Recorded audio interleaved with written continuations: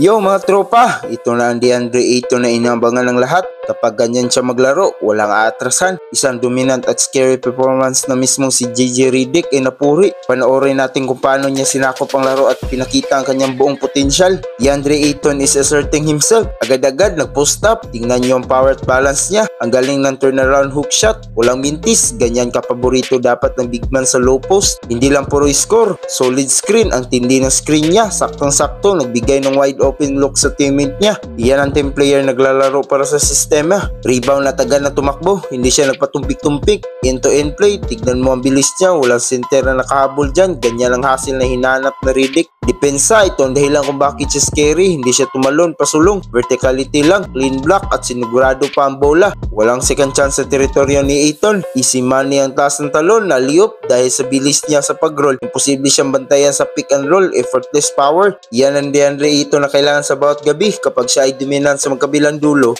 sigurado magbabago ang takbo ng team. Kaya mga tol, si DeAndre Ayton na naglalaro ng may ganitong dominance at energy, sobrang scary. Hindi na siya potential lang, kundi real deal na. Sa tingin nyo, magiging all-star ba si DeAndre Ayton sa ganitong klase ng performance? Mag-comment na kayo sa baba at huwag kalimutan mag-subscribe para sa iba pa nating NBA analysis.